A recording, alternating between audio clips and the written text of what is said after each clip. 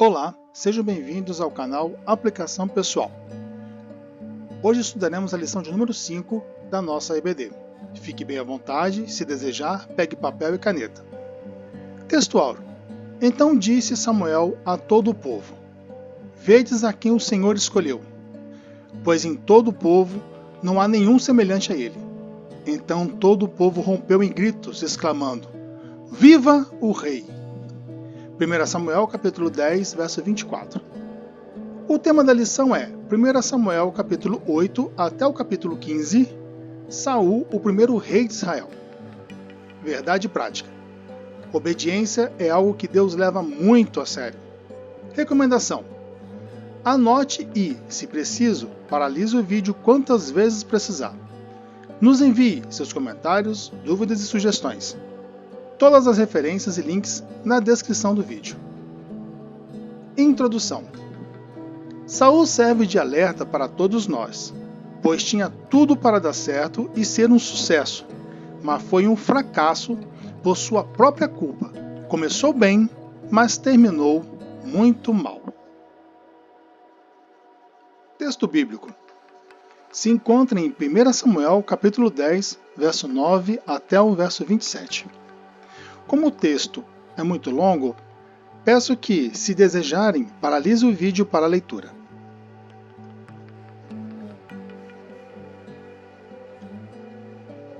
Tópico 1. Seus privilégios. 1 Samuel capítulo 8 até o capítulo 10. Saul tinha tudo para triunfar. Era líder, tinha carisma, apoio popular e Deus era com ele. Primeiro privilégio. Primeiro rei de Israel. Ser rei da nação de Israel, povo escolhido de Deus, não era algo pequeno. Estamos falando de responsabilidade social, político e cultural. Era a responsabilidade de gerir, guiar e governar uma nação. Pediram um rei como em todas as nações, mas esse privilégio vem com grandes responsabilidades. Existe menos rigor para os que menos sabem e têm do que os que sabem e têm mais. As exigências são diferentes. Notem que interessante. Eu não sabia que era errado e fiz. Minha punição será mais branda. Lembrando que mesmo assim haverá punição. Mas se sei que é errado e faço, minha punição será mais severa. Podemos classificar como problemáticos dois exemplos. Primeiro, o poder, quando não exercido em nome de Deus, pode trazer consigo grande perigo. Neste, o indivíduo ou grupo pode ser facilmente corrompido pelo poder e achar que pode impor, ou até mesmo impor conscientemente, prerrogativa inquestionável e absoluta às suas decisões e vontades. O segundo exemplo é o poder, quando exercido em nome de Deus, pode trazer consigo também grandes perigos. Nesse segundo exemplo, o mesmo pode acontecer, pois o suposto exercício em nome de Deus é achar que pode impor ou até mesmo impor conscientemente prerrogativa inquestionável e absoluta às suas decisões e vontades.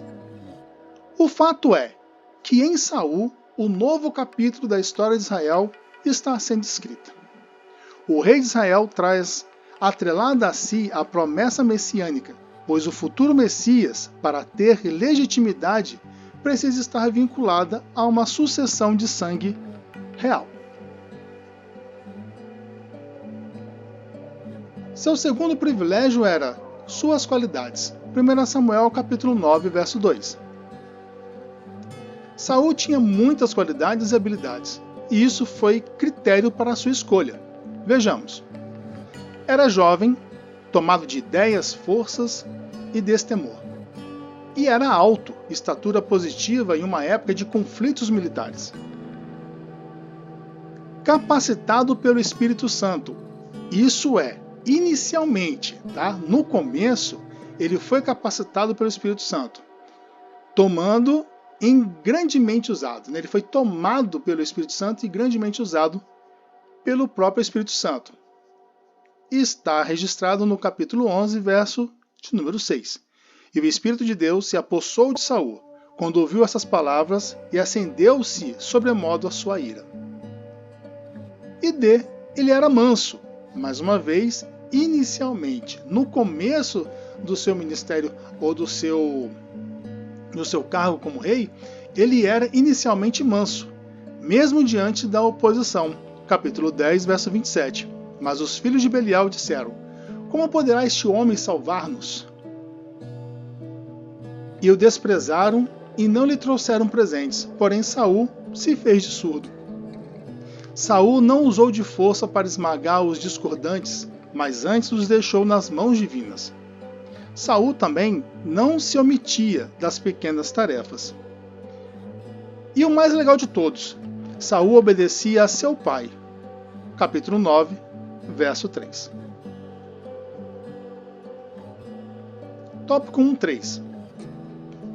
Outro privilégio era que ele foi escolhido e ungido. 1 Samuel capítulo 10, verso 1.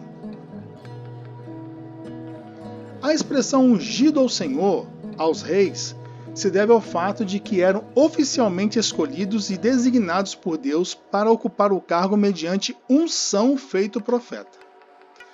A ideia de ungido é que tal pessoa desempenhava a função de servir ao Senhor.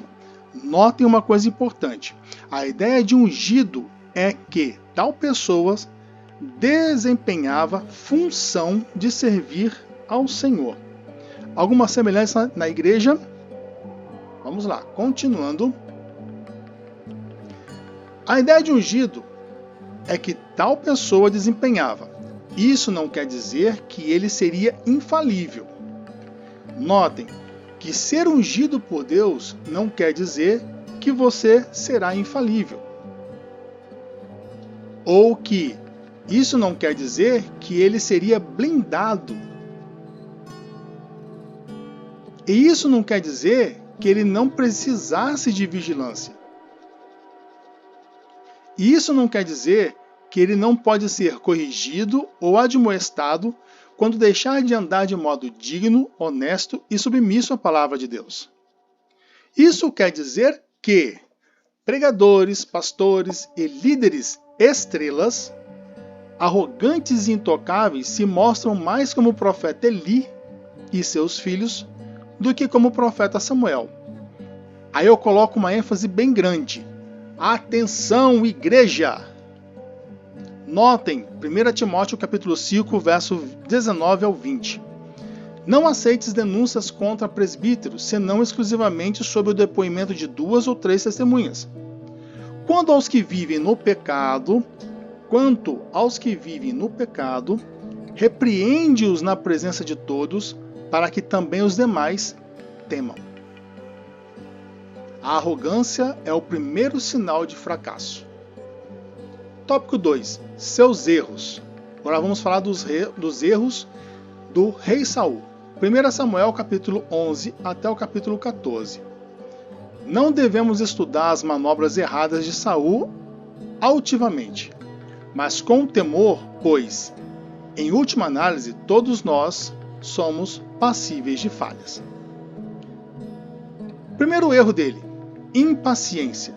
1 Samuel capítulo 10, verso 8. Israel estava em guerra e o profeta Samuel deu instruções claras. Espere 7 dias até que Samuel chegue. Saul não consegue esperar o tempo combinado.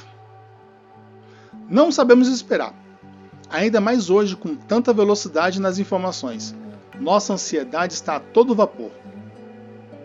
Esperar dói, mexe com nossa arrogância e prepotência, ainda mais se nossos recursos forem maiores do que os dos outros. Saul foi impaciente e não esperou o tempo de Deus para a sua vida. Nós conseguimos esperar o que Deus tem para a gente? Ou tentamos sempre dar um empurrãozinho ou jeitinho? Não existe prazo fatal para Deus. Tudo se cumpre a seu tempo. Você crê na soberania divina? Que Deus é soberano? Sobre sua vida, sobre minha vida, sobre a igreja? Tópico 2.2. Seu segundo erro, arrogância. 1 Samuel capítulo 13, verso 9.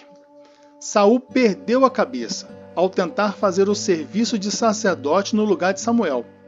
O assunto subiu a cabeça, dando uma falsa sensação de superioridade. Saul achou que, como rei, ele poderia fazer o sacrifício no lugar de Samuel.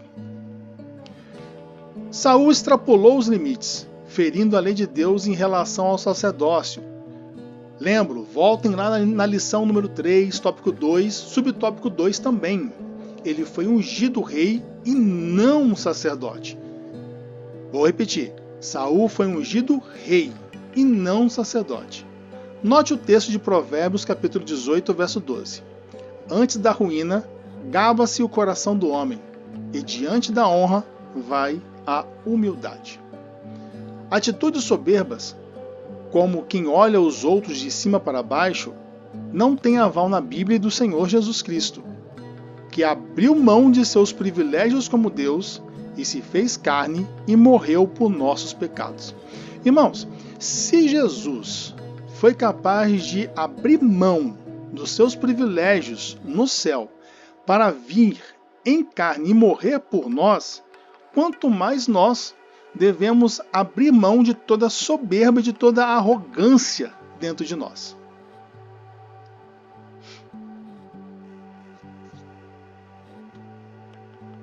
Notem também em Filipenses capítulo 2, versos 6 a 11. Pois ele, subsistindo em forma de Deus, não julgou como usurpação ser igual a Deus. Antes, a si mesmo se esvaziou, assumindo a forma de servo, tornando-se em semelhança de homens e reconhecido em figura humana. A si mesmo se humilhou, tornando-se obediente até a morte e morte de cruz. Pelo que também Deus o exaltou sobremaneira e lhe deu o nome que está acima de todo nome, para que ao nome de Jesus se dobre todo o joelho, nos céus e na terra e debaixo da terra, e toda língua confesse que Jesus Cristo é Senhor, para a glória de Deus. Ninguém, mas ninguém, é intrinsecamente maior do que ninguém. Quem o é, e mesmo assim se fez servo, foi Jesus Cristo. Aleluia! Segue aí também alguns links na descrição para que vocês possam se aprofundar mais no assunto sobre arrogância. E o terceiro erro do rei Saul foi ingratidão. 1 Samuel capítulo 14, verso 47. Eis um resumo do reino de Saul. Mas notem que não há nenhum louvor a Deus. Olha que interessante. Tudo o que Saul fez foi para a sua própria honra e a sua própria glória. Mas notamos que levantou para si um monumento. Ele não levantou nada para Deus, mas para si mesmo ele o fez. Capítulo 15, verso 12 de 1 Samuel. Ele levanta um monumento a si mesmo. Faltou a Saul gratidão, ações de graça. O autor diz que apenas os tolos acreditam que conseguem chegar a algum lugar com suas próprias forças. Quando você agradece, você louva a Deus. Você tira de cena o eu e coloca Deus no centro. Olha que interessante, quando você agradece a Deus, você também o está louvando. Isso tira de dentro de você aquele sentimento de ingratidão, de arrogância, e você coloca Deus no centro de todos e de todas as coisas. Gratidão nos faz descansar. Ingratidão nos faz questionar os porquês disso e daquilo. Gratidão afasta a autocomiseração e nos aproxima da disposição da perseverança e de perspectiva correta e de Deus. Tópico 3. Obedecer é melhor do que sacrificar. 1 Samuel capítulo 15. Tópico 3.1. Soberania versus liberdade. 1 Samuel capítulo 15, verso 1. Deus escolheu Saul, isso é um fato. Mas é dado ao povo segundo o desejo e o perfil que queriam. Não era para eles quererem um rei, mas Deus os dá. Isto mostra que a soberania divina não anula nossa responsabilidade? Sim, pois Deus é soberano para fazer o que quiser, como quer e do jeito que quer. E isso inclui colocar e tirar qualquer um de destaque, ou da vida. Saul se atrapalha e tropeça, mas ele estava predestinado ao fracasso? Não. Samuel diz que, se tivesse obedecido, Deus teria confirmado o seu reinado para sempre. Nem a soberania de Deus espezinha a liberdade humana, e nem essa liberdade impede Deus de executar sua vontade. Entenda. Usando da lição, podemos entender que Deus pode colocar você como rei de Israel. Ok? Vamos lá. Entendendo, usando a lição como base, tá bom? Podemos entender que Deus pode colocar você como rei de Israel. Ele é soberano para isso. Mas sua liberdade determinará sua eficácia, seu sucesso e sua permanência como rei. Notou? Ele é soberano para isso, mas a liberdade que ele te dá vai determinar se você vai exercer essa função de modo eficaz, com sucesso, e vai garantir a sua permanência como rei. Mas Deus sabia que você o envergonharia. Então por que ele permitiu ou por que te escolheu? Na soberania de Deus, sua estadia como rei foi necessária para um propósito, onde só você poderia fazer, mesmo com os seus erros. Olha que interessante, isso é soberania. Tá? Mesmo sabendo que você iria envergonhar Deus, por que ele permite e te escolhe? Porque na sua soberania, a sua estadia como rei foi necessária para um determinado propósito. Então ele usou você, mesmo sabendo que você iria escorregar, que você poderia pecar, que você não poderia exercer de uma maneira excelente. Mas naquele momento, as suas qualidades fizeram você necessário. Isso é soberania, tá bom? Tópico 3.2. Vencendo o eu. 1 Samuel capítulo 15, verso 12. Saul, orgulhoso e movido pelo eu, constrói um monumento para si, como se seu esforço fosse o bastante para a vitória e não Deus. Vamos falar desse inimigo feroz, nós mesmos. Nós somos tão difíceis de lidar que ao olhar para o espelho, o que vemos? Dependentes de Deus ou eu sou o cara? Isso aqui, irmãos, é muito interessante, tá? Quando você se olha no espelho, o que você vê? Você vê uma pessoa dependente de Deus ou você vê o cara? Eu sou o cara. Saul foi vencido por ele mesmo. Saul foi vencido pelo cara. Ele era o cara. Saul foi vencido por ele mesmo. Notem 1 Pedro capítulo 2, verso 11. Amados, exorto-vos como peregrinos e forasteiros que sois, a vos absterdes das paixões carnais, que fazem guerra contra a alma.